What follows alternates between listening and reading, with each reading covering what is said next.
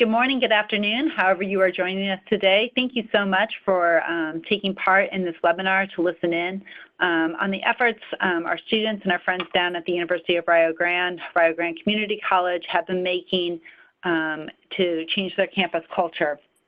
I'm so pleased that they could join us today to talk about their See, Hear, Speak campaign that was developed a couple years ago. But more importantly, joining us today are a couple of their students who've been instrumental in both launching the campaign, but more importantly, sustaining it so that it is now an integral part of their campus community.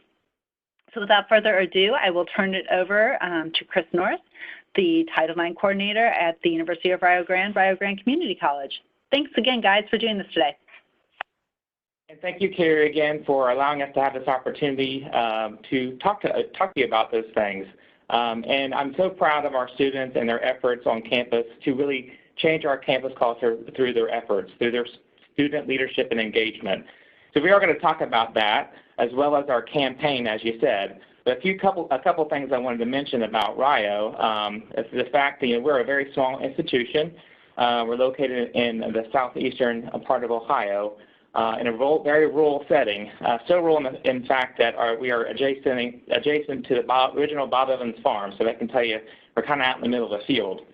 We have about 1,600 students, about 225 residential students. So it's a small school, but we have made some really big efforts in communicating a culture of shared responsibility and mutual respect. So I have a couple students with me, as you said, and I'm going to let them introduce themselves in just a little bit. But again, thank you to the Department of Higher Education for this opportunity.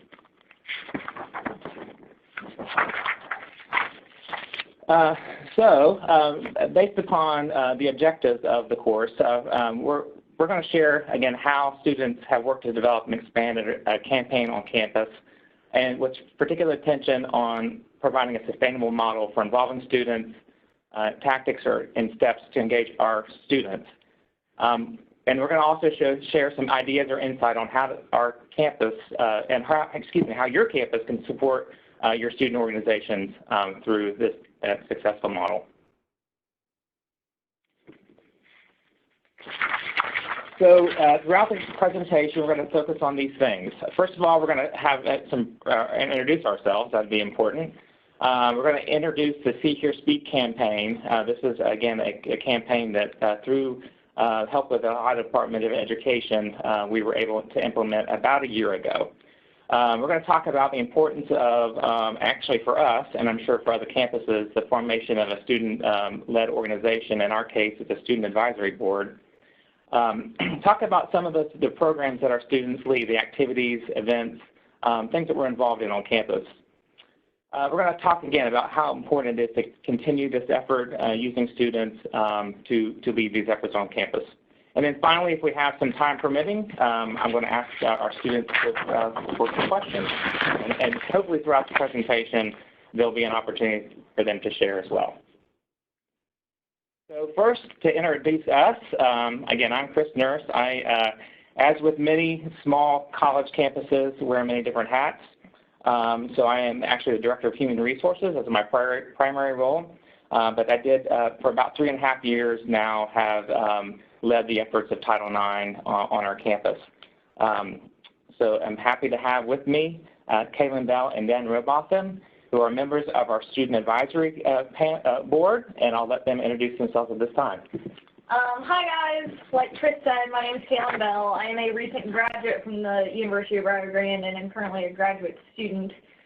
In my tenure here, I was not only an athlete and a member of the Student Advisory Board, but I was also a member of Residence Life as well as Student Senate. And I'm Dan Robotham. As you can tell, I am not from Ohio.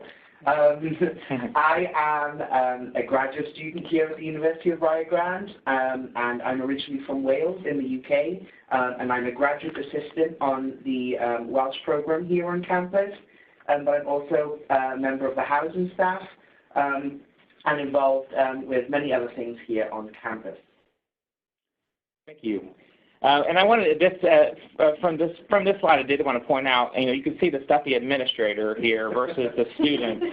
who are smiling and having a good time. So that's part of the reason we thought it's very important for us to have a student-led organization here.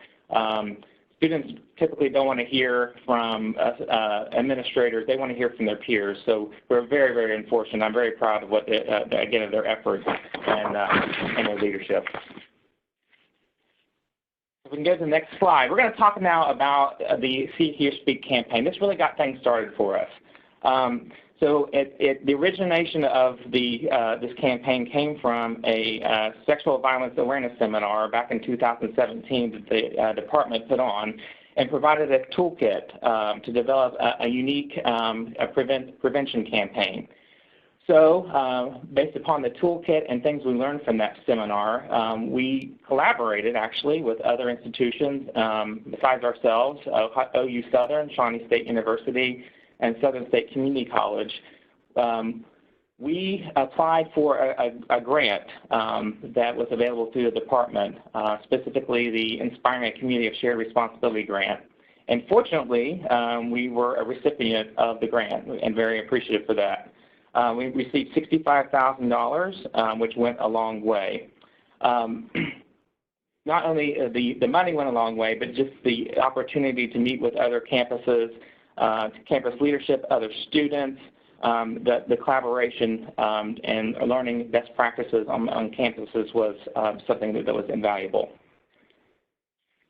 So, based upon the funding and the grant, we had a basic concept. And it was based upon a Japanese proverbial principle. Sometimes you see this more, or oftentimes you see it more with monkeys that see no evil, hear no evil, say no evil. So that was really the concept that we had in mind when we applied for the grant, but we realized that we needed to engage students on how we could take this concept and make it resonate with students. So the next part of our campaign was to engage our students. Again, the campuses across the collaboration also did so. So we formed a student focus group so that when we started the campaign that we could use their creative ideas and thoughts into the development of the campaign. So that included students researching other campaigns to see what would, again, resonate with students. They actually had a part in writing and developing storylines for the campaign video that we're going to show, and then several other storylines that went along with the main public service announcement or campaign. It was important for us to use our own students, someone that they knew personally. It became personal. We used student narrators and actors in the production of the campaign and the videos that you will see here in a little while. Obviously, once we had the campaign put together, we wanted to make sure that students had an impact or had a say in the final edits to see the final product. And then obviously, we wanted to make sure that the message got out, so we used students and to share where possible and different ideas to promote the campaign. So, if we could go to the next slide. Again, we started with a concept of see no evil, hear no evil, say no evil. You can see that. And then through the students' efforts, feedback, we ended up with this. So at this time, I want to ask one of the students if they would mind, because they were both involved in the campaign development, how this campaign came about, from a concept to what it became. See, Hear, Speak. I'm going to give this to Kaylin. I actually joined at a later date after seeing the work and the effort. So I'm giving this one to you, Kaylin. Absolutely. Thanks, Dan. So from the very beginning, I was one of the first members on this campaign. I got introduced to it and the concept of it. And when the see no evil, hear no evil, say no evil idea kind of came to mind, that's when me as well as other members of the advisory board kind of put our heads together and said, how are we going to take this concept? How are we going to raise awareness? How are we going to, get the message across?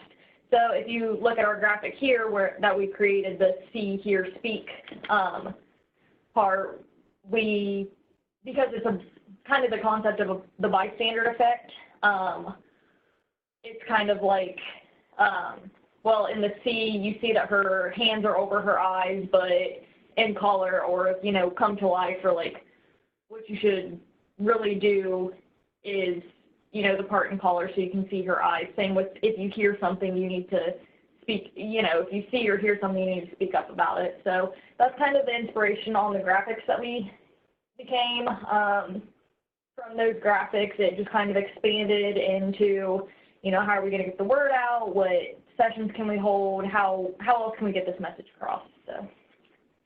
Okay, and so can we see the final product here? So here is, again, a couple posters that we were able to develop based upon, again, the student feedback. And I'm going to ask at this time, and we had a lot of student input, not just in developing the graphics, but also in the production of videos and other things. So, Dan, if I can ask you, why did you get involved with the campaign? Between my undergraduate degree back at home in the UK and coming to Rio, I worked in student representation and sexual assault prevention and the bystander and everything, and consent was a part of that role, and engaging students. Although I wasn't involved with this in the beginning, it was during my first semester here, you know, and I tried to keep it low, try to keep low key. So it's great to actually be kind of watch from the sidelines, watch this campaign come to life. And as soon as I became a member of housing staff and I got to know people who are already part of that campaign and see it, you know, come to life, I knew I wanted to be a part of it as kind of a continuance from the work I did at home, but also something that we could be doing here on our campus. And like you said, it's a small campus. So it was real nice to kind of be a part of another kind of community here. Thank you, Dan. So this is one of our posters. Let's see if we can see the other one here. So again, different images. These posters were put up throughout campus in every building. And you can see also that we use a diverse student population in the posters.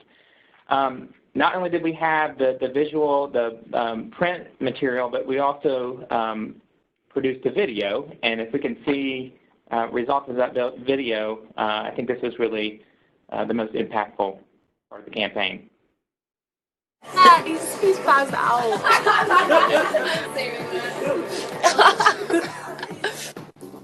Thanks for being cool with all this. Thanks for not saying anything. I'm taking it back to my room. Thanks for keeping it on the DL. This is lit. I feel so drunk. You do? Hey Mallory, what's up? Hey girl. It's girls everywhere. Wow. Thanks for not saying anything. She sent me these nudes a couple months ago. If you want to see them, I can send them to you. Oh, sweet. Yeah. Oh yeah, send those, bro. Hey, thanks for not telling anybody about this. If you see something, hear something, speak out, and stop sexual assault. Thanks for telling Coach what those guys were doing. Thanks for letting me know there was something in my drink. Thanks for getting me some help. Thanks for telling HR. Thank you for what you did.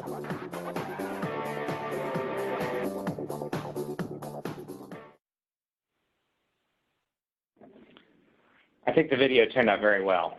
And again, this was all based upon student feedback, their ideas. Our students, we didn't use paid actors. I'm sure they probably would have liked some compensation for it, but these were all student volunteers.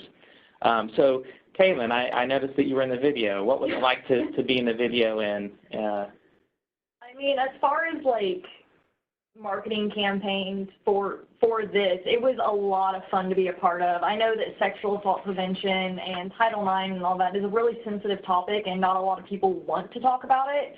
But being a part of this and being able to spread awareness was actually a lot of fun. It was a lot of fun to collaborate because, like Chris said, we had such a diverse student population where, you know, we had men, we had women, we had people, we had members of the LGBTQ, and we all kind of came together and put all of our kind of brainstormed ideas, especially for that video, different scenarios that they hear about, may have been a part of, stuff like that. Might have been a little weird to have your face plastered all over, all over campus, but that's okay. Like Chris said, we had like those print materials all over our campus, but I also received some feedback because, ironically enough, Southern State Community College is in my hometown of Hillsborough, so people that I knew that went there were actually like sending me pictures and said, hey, that's you, and that was an open invitation for me to like explain to them what we were doing, how we created it and stuff like that. So same with Shawnee. I also had a few members of my like high school that went to Shawnee, and it was a great conversation starter, those print materials. So as well as being in the video, being able to collaborate not only with the people in the video, but also our media people here on campus. They were a lot of fun to work with. So overall, it was a really enjoyable experience, and I'm thankful to be a part of it. And obviously, to see the end result was a really like gratifying experience. So did you get anyone who saw you in the video and think maybe this was something that happened personally to you? Yes, I actually did receive a lot of concern, which is nice because obviously, my peers were concerned about me and, what I may have gone through. But I rest assured them that it was just through collaboration of me as well as the other student advisory board members, stuff that we hear on TV, stuff that we read about in the news. This is all like very pertinent information and could happen to anyone on any size campus. So it was important to reiterate that it's not necessarily me. However, this does happen every day, and there needs to be a put to stop. So we have this great campaign message, bystander, again, focusing on bystander intervention. Now we had the message, and now we need to get it out. So the next part that we did, and we needed, again, student input from and support, were to promote, actually was to promote the campaign. So can I ask Dan how we went about promoting the campaign? Sure. So by this point, I had joined the campaign. So it's real great to be able to just kind of build on what had already been happening. Emails, we would share links and various information via email. These posters, the Student Affairs Office was just like this huge kind of like printing house at one point, where we had them set up in piles and what buildings we were going to go to and where in the buildings they were going to go, and trying to figure out where they were going to go and where there was going to be traffic and where people were going to see them. Obvious spots would be the academic buildings, the dorms, the sports center, and the cafeteria. But we also have like screens around campus, and we worked with the team who are in charge of those to make sure that our materials were seen on those. And that comes with general campus information. When like a closure day is coming up, or the swimming pool opening hours, it was constantly seen on a reel, so we were trying to get it out there. We worked with our social media people to make sure that it was on our RIO social media, and we figured that it's important that not only that campus knows what we're doing, that the community knows what we're doing. And like we said, we're a small community-based school, and it's really important that the community see what we are doing. We have the hashtag #SeeHearSpeak, to get people involved. Would give water bottles and stuff, so people were using the See, Hear, Speak, and taking pictures of the various posters. And like Kaylin said, Kaylin was receiving messages from people saying that they were seeing it. So that was kind of like a branch on people were actually seeing it and were noticing it. So the hashtag was kind of making it more visual. But selecting and distributing promotion items, we were out a lot of the time talking to people about it, because, like we said, it was based on peers. This campaign was students, by students, for students, and that was really important. And we worked with press releases, and the local cable access channel is actually on campus, and the media team behind this kind of run that too. So it was a great opportunity for us to get our T-shirts on, and again, that's part of being visible, and going over and talking about it. And again, that's what the whole message was, that it's okay to talk about it, that it is okay to notice it, and it's okay to step in if it is safe to do so. So that was just part of the campaign, really. Very good. All right. We did a lot of promotion. Again, student-led promotion, which was very helpful, resonated.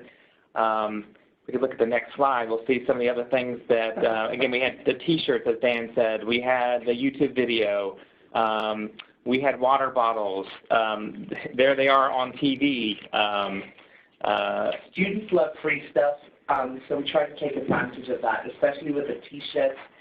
We noticed that anytime we do anything on campus, they love a T-shirt. Right. So getting behind that and getting the T-shirts and the water bottles, you know, we're trying to be more sustainable. Everyone has a student ID card. So these are things that students wanted or could use. Often could use. And, you know, it's kind of like, oh, what does your bottle mean? And, you know, some people may go, oh, I don't know, I got it for answering a question at this thing. But for some people, it really means a lot. This is just kind of another level, another layer of not just being like visual in the images of the student images, but these things, these smaller items too.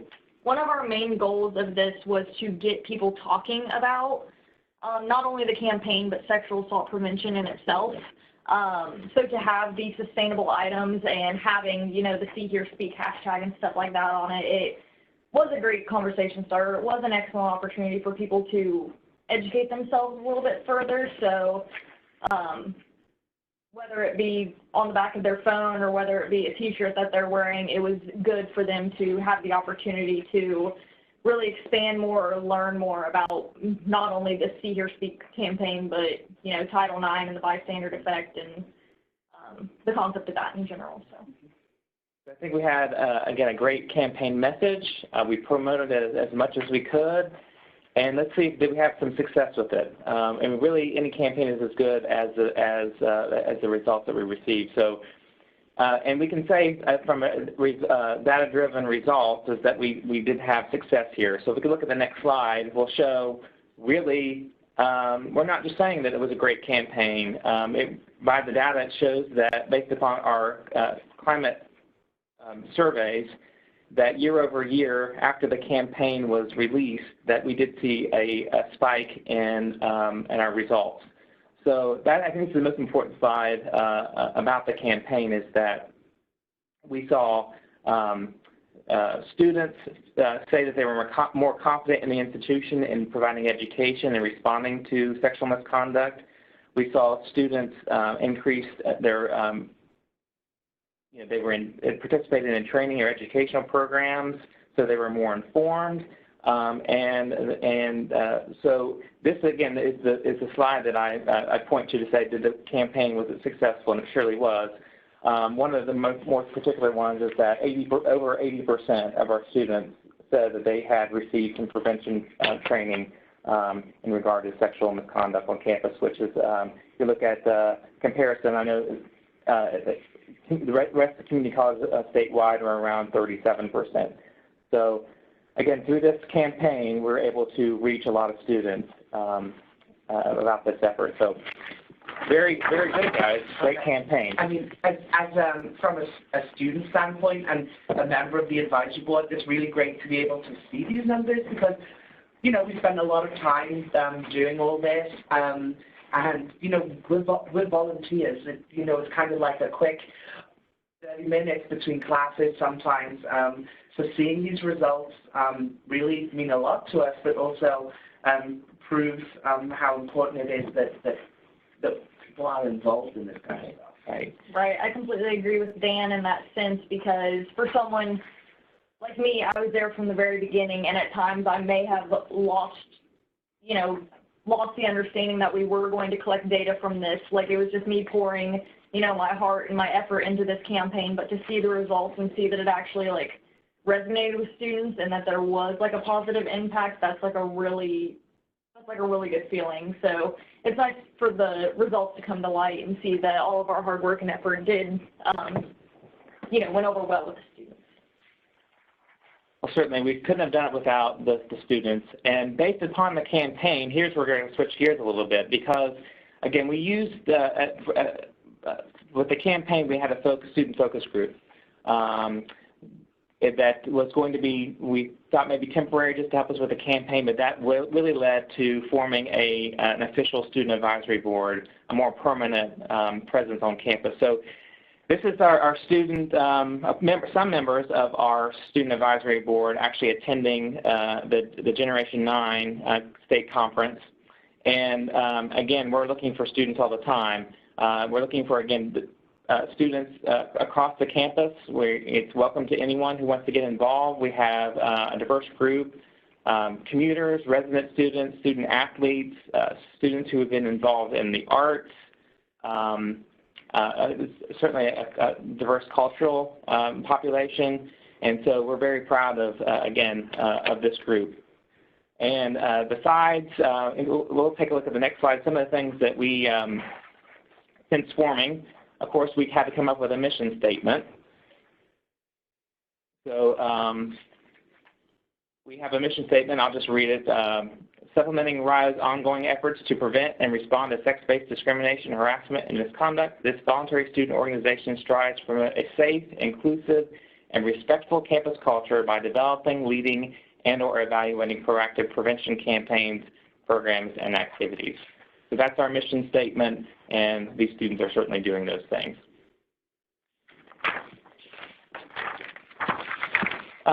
So the next couple of slides, these are, again, obviously having student leaders creates a big impact, but finding them are sometimes hard to do, especially a small campus.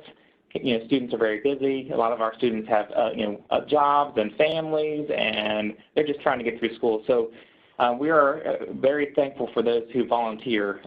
So we provide basically advertising of what we do. Again, promoting a culture of shared respect and responsibility. So this is who we are. What do we do as part of what do students do? Of course, raising awareness on campus, working with the Title IX officers, and the committee. Obviously, the big part is actually developing and carrying out these programs. Again, student-led, that's the important part. And their greatest impact. And also evaluating some of our programs, and we'll talk about that in a little bit.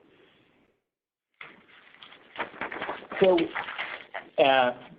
why should students get involved? This is a conversation I have with students each year when I go to Gateway class and ask for students to get involved, of course, in the leadership experience, the opportunity to attend state and national conferences, work with other students across the state, and again, you may be able to share your experiences with going to a conference like a Generation 9.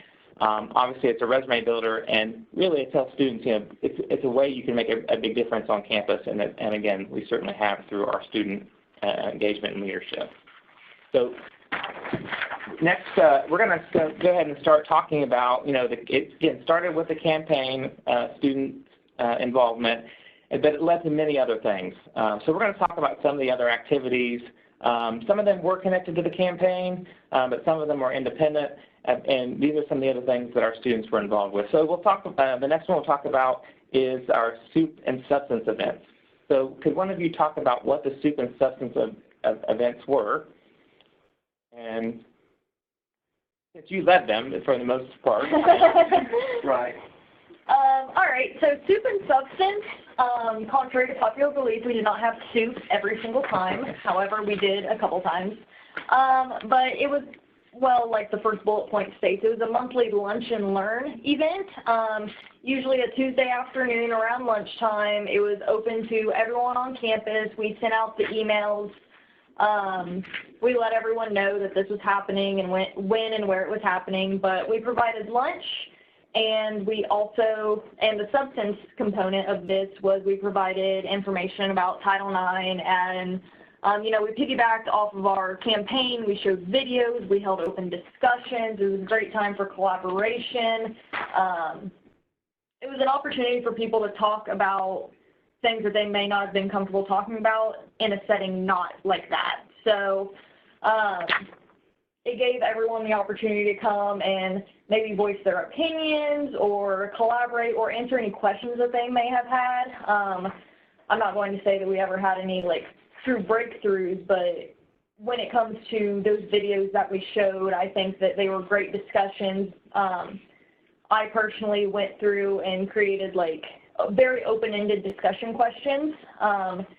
So theoretically speaking, we would invite everyone, they'd get their lunch, they'd all sit in their groups, and then we would show one of the videos that we have created, and then from that we would break apart into groups, and I would pass out the questions and see what that particular small group had to say about the video, their opinions, stuff like that, and then we all came back together as a big group, and we collaborated and informed and educated people for any questions that they may have had. And I think what was great about Soup and Substance is, we're a very small institution, and most of our students are commuters. I think we're 85% of our student population are commuters. So Soup and Substance kind of opened up a different kind of student who would be able to attend. Because we have monthly in-service events for our residential students, and they're mandatory. So students who lived in dorms had to come to these meetings. So everyone who lived on campus knew about the campaign, and Soup and Substance allowed us to welcome commuters, but also it gave us an opportunity to kind of branch out and welcome faculty and administration in so that they could see what we were doing. Because even though it was very visual what we were doing, it's great to have them as part of the conversations and talking to students about it too. And that's very unique here, I think, of our relationship that we do have with our faculty and staff. And it's great to be able to have that open conversation. And it was really great to have everybody together and have these conversations.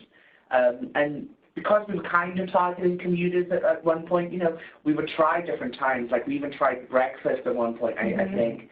And, we had donuts instead of tacos or something.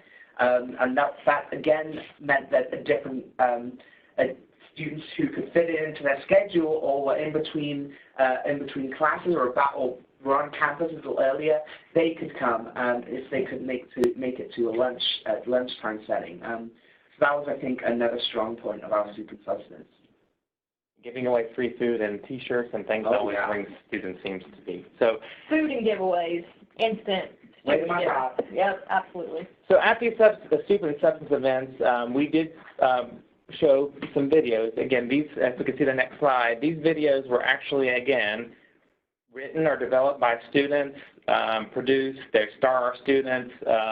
So actually, if we could go ahead and look at one of them to show an example of one of the stories that we would show and then have discussion about it at each of the events.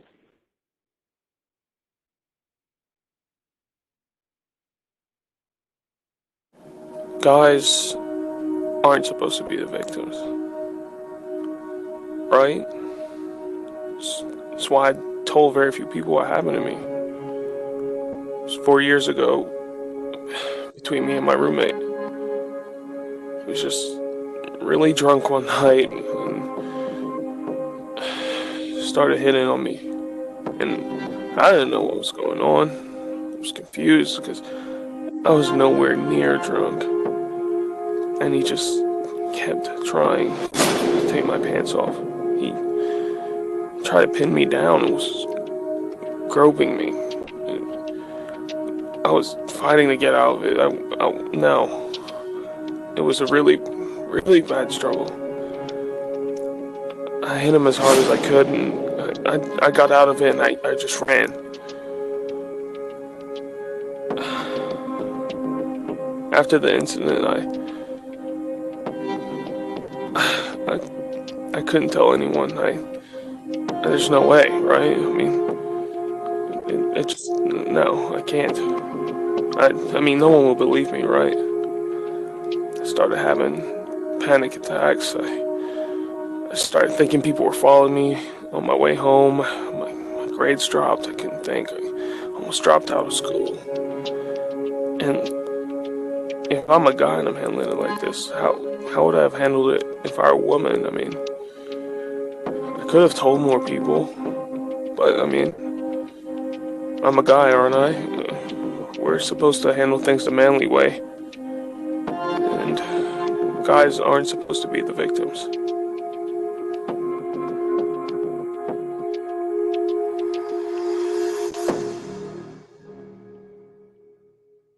Yeah, so as you can see, these videos were very could be very impactful to getting different stories out and different incidents, and not again focusing on just the female being the victim. Each of these stories had different types of events, misconduct issues. So they were well responded to, and again, the students that are with me today actually led the discussion. So it wasn't, again, an administrator or faculty or staff-led event. These students, and I think that's why students who would open up more during these events, because, again, it was a student-led type of an event. So I'm thankful to Caitlin and Dan for their leadership here, especially.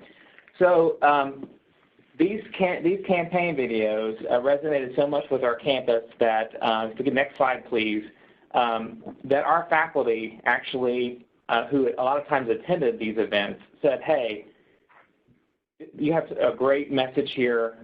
We are so impressed with your student leadership that we're going to invite them to come to our class, which says a lot about them and their abilities to lead, and also about their willingness to allow it to happen, to bring it into their classroom. So we did have this actually the faculty assembly approached me and said, hey, can these students come to our classes and by invitation, and or if we have to cancel a class for one reason, instead of canceling a class, perhaps one of these students can come to our class and talk about these things. So that's what happened. So again, the buy-in from the faculty was very apparent. So it wasn't just the campaign videos. We also provided some other educational programs and events on campus. So if we could look at some of those going forward here. So another campaign, the sexual conduct campaign, I Heart Fries, or Free Fries.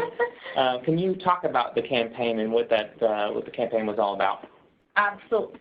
Yeah, cool. Okay, absolutely. So FRIES is an acronym pertaining to consent. So that is, as you can see, freely given, reversible, informed, enthusiastic, and specific. So that is all components about consent in those situations. But for our I Love FRIES campaign, we basically had these little cards, as you can see in the picture, printed out on cardstock. And we had pop-up tables in different academic buildings. Like, there was never really a set time or place that we would have them.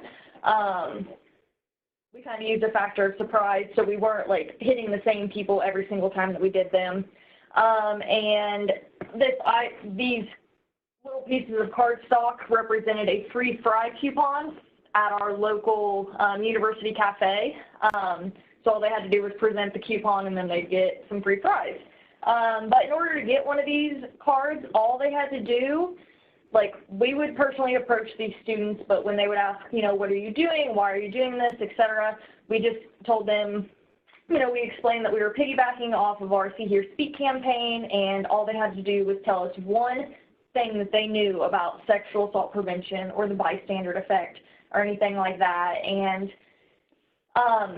this came late last spring that we started doing this, so after the See Here Speak campaign, after a lot of soup and substances and stuff like that, and to hear the knowledge that people had obtained from all those other scenarios, like, it was really heartwarming to see that people, educated themselves and, like, grasped and, gained knowledge about stuff like that. Whether that be resources to go to, who to go to, what to do when the event that you experience it or one of your friends experiences it, stuff like that. So all in all, I think it resonated well. I know I personally, every time I see the word fries, I instantly think of consent.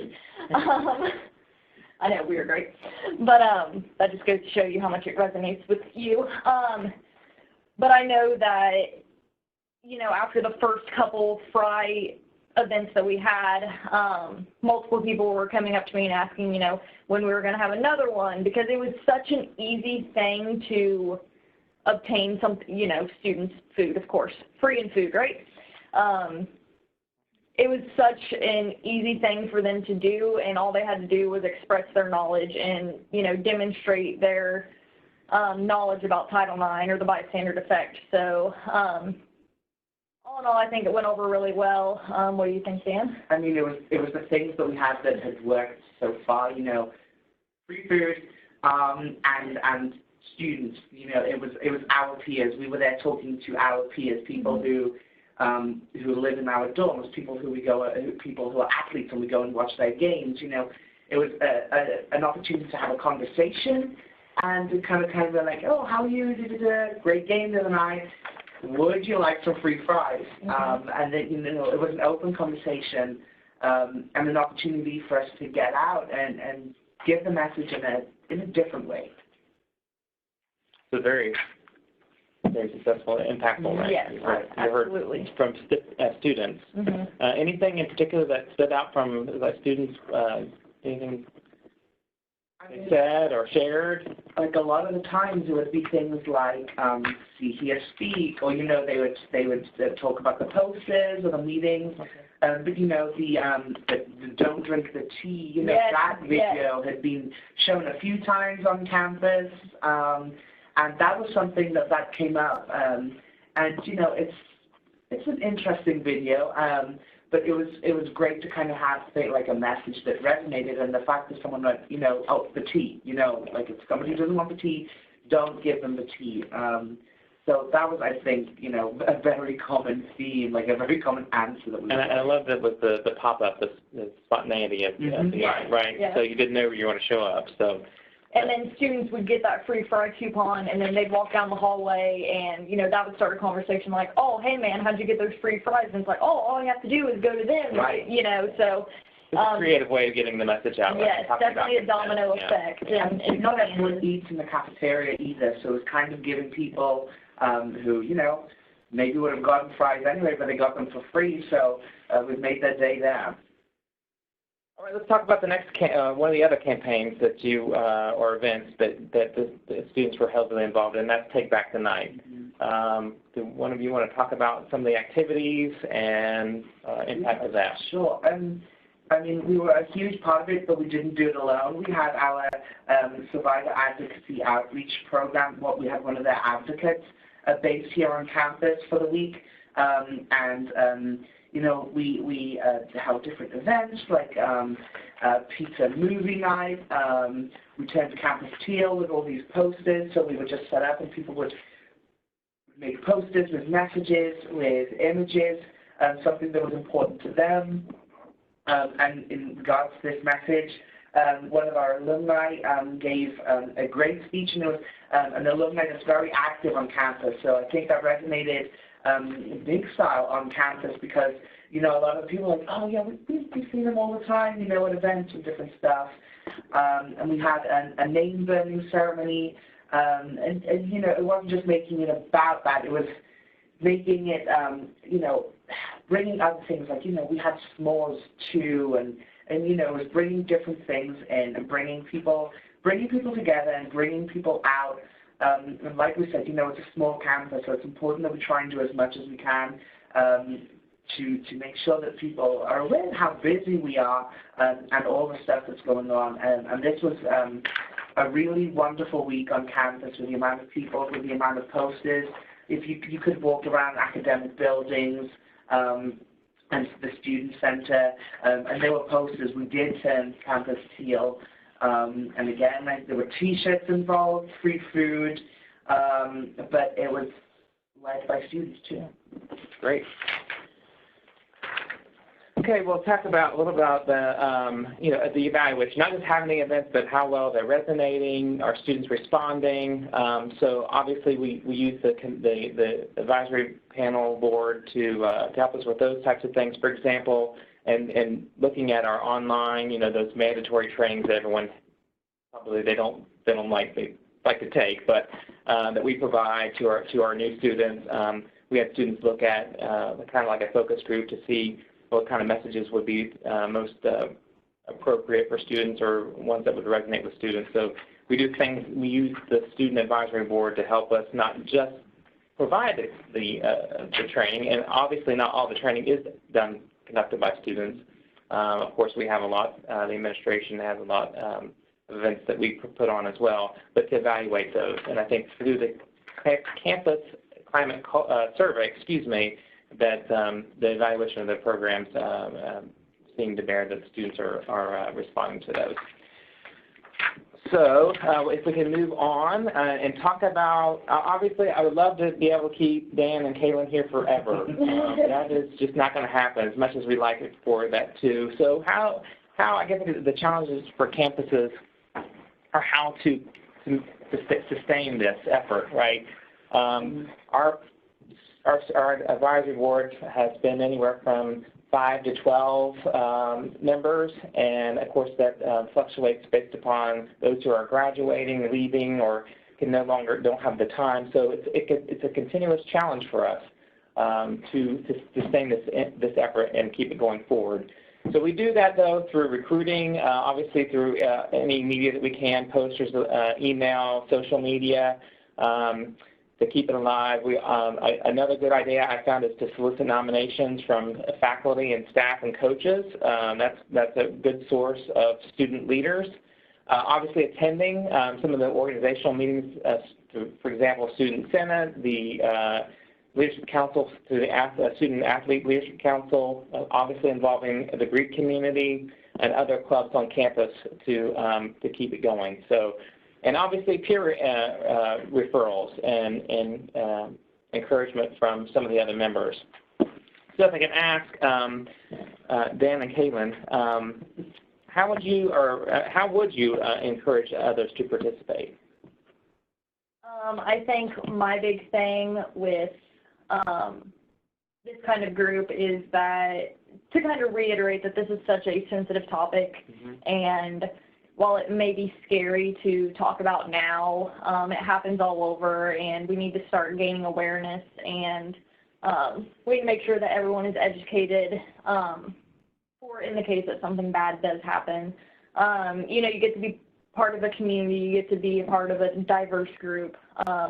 It's an excellent opportunity to make a difference not only on your campus, but on other campuses as well, in the workforce, stuff like that. So all in all, it's just a great opportunity, and I would highly recommend it to anybody. Okay. Dan, this might be a hard question here, but why don't you think other students participate? Again, what would be some of the, maybe a barrier for students to get involved in an organization like this?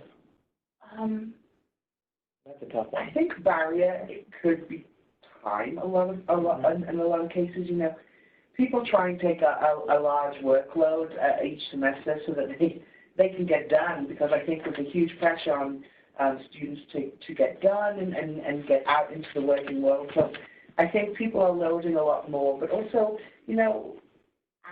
athletics takes a lot of time, but I do think that, considering the past year, like most of the people are athletes, and that proves that it can be done, and they are busy students too. So it's proof that it can be done. I think that is the biggest barrier. But I also think it's the topic.